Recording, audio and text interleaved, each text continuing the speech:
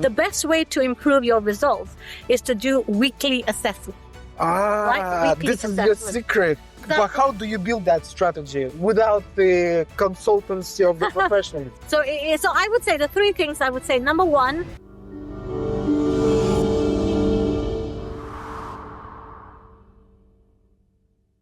Hey everyone, welcome back to our channel. Today, we're excited to have Adil from MARYADI joining us along with Yasmin Sarwar, both of whom are very experienced educational consultants. Yasmin has an outstanding reputation in the education world and has helped countless students get into their dream universities. Together, they will reveal the 3 rules to follow before you apply to top unis worldwide. So, without further ado, let's dive in.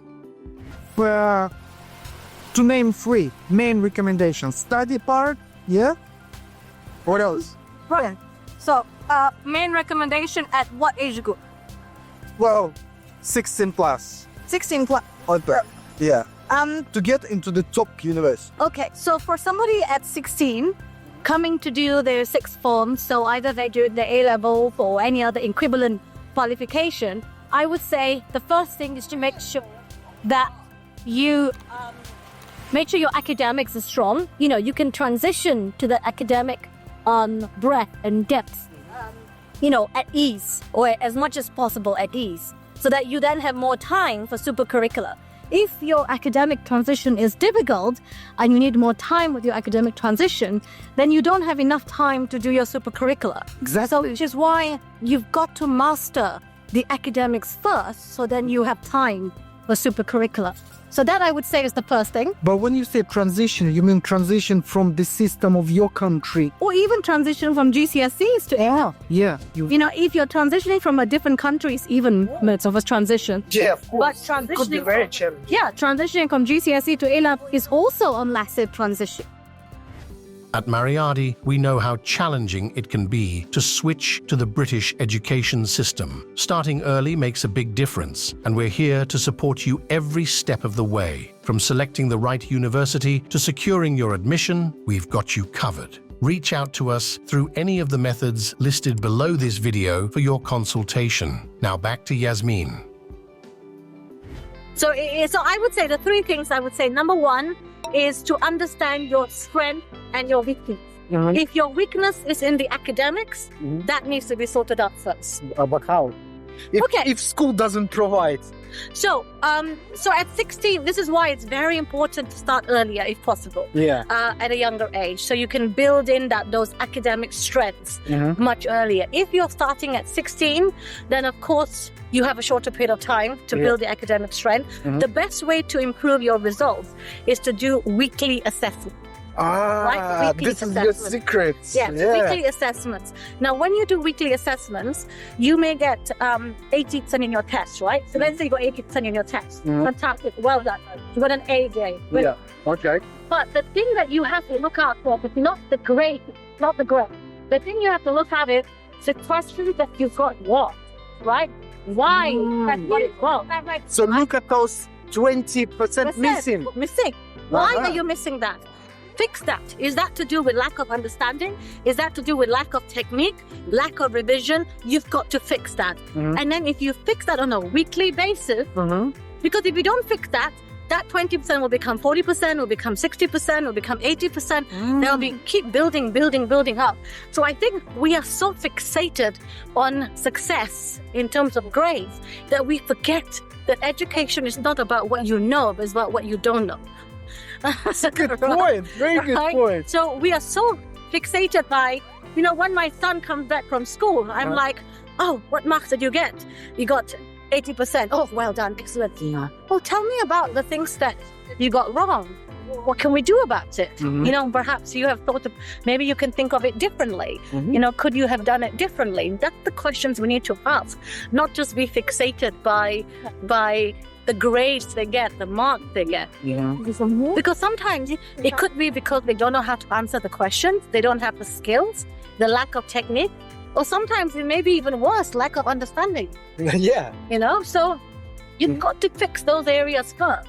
Okay. So if you do weekly assessments, that will help you to build that academic knowledge. Academic side, First. Academics first, number one. While academic excellence is essential, it's not the sole criterion for university admission. Imagine hundreds of applicants vying for a single spot, all with stellar grades. How do you distinguish yourself in such a competitive landscape? The answer lies in your extracurricular activities. We can discuss how to make yourself stand out from the crowd during your consultation. Okay, so what's the second thing then?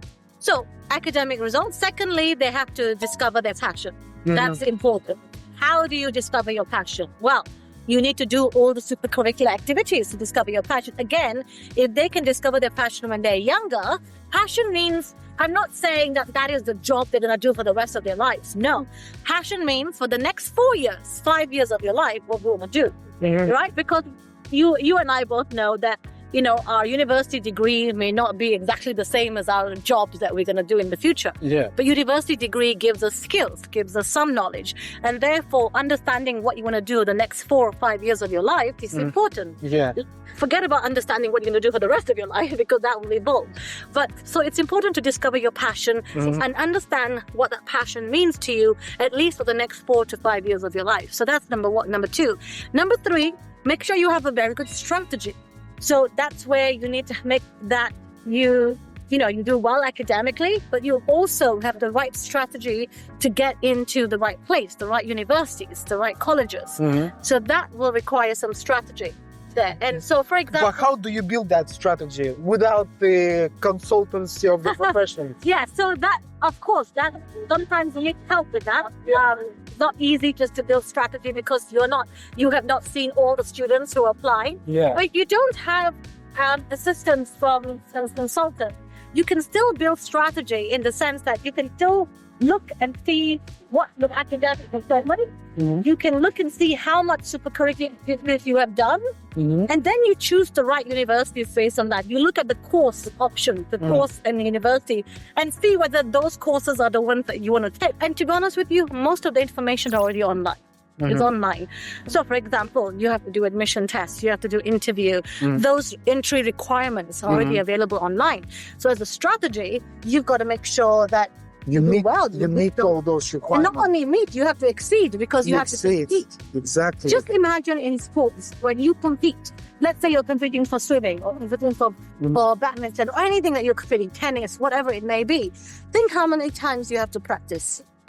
Yeah. Every day, maybe twice a day, 3 times a day, right? Yeah, like swimmers do, for instance. Exactly. Yeah. That's the same. It's the same thing. The same thing. Same thing. It's just this time is about their academics. It's about their education, not about sport. But it's exactly the same with that. And I know that it's not a company. Is it a company which you run, which offers that support? So we do university consultancy. You do university consultancy. Where we have a group of mentors and myself, and we help students with providing support, providing advice, strategic advice on how to get into top universities. And we help them throughout the whole process of applying to top universities. I even have young kids, year 9, year 10 students. Even that? Yeah. Let's cross the road. Yasmin's company specializes in helping students to get into top universities worldwide with convenient and flexible online tutorials. Want to know more about what they offer or even get in touch directly with Yasmin? Just reach out and we'll set everything up for you. For more info, check out other episodes featuring Yasmin or watch a video about Oxford International College, where she currently acts as the head of academics. Now ask yourself, what the admission tutor is looking for. What do they want to see? Do they want to see surface level information? No. Why? Because it's a waste of their time. Time is of essence, right? Everybody valuing their time. Your time is valuable. My time is valuable. The admission tutor's time is valuable. So you have to grab that time and make sure you give them the information that's going to help them to make a decision on your application.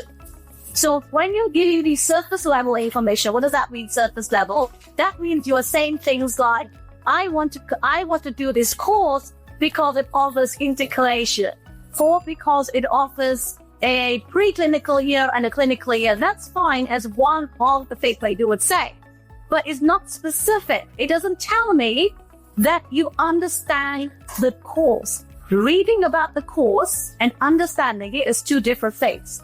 so you can read, but then how do you apply it to you? That is the magic. If you haven't got it, then that's the difficulty in your application. So you need to be able to apply it to you. So what's your fascination about the course? Just because the course offers anatomy, so why is anatomy, why is that important to you?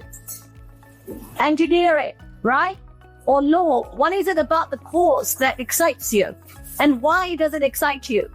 Is it because of some research you have done previously? Maybe you listened to a podcast, maybe you read an article or a research paper of a professor at that university, and that is what excites you. Maybe you want to read a book, maybe you've done some genetics program that you would have done, which you have written about your personal statement. Don't forget, you have written things about your personal statement. So if you have done that, then you need to connect that to the course. Does that make sense? So if you have written about genetics in your personal statement, and that is the area that you want to focus on, then go and read or research about genetics. Listen to a podcast from a professor at Cambridge on genetics. Read the research paper. Don't write your SAQ until you have listened to the podcast, because then there might be something that the professor has said that excites you.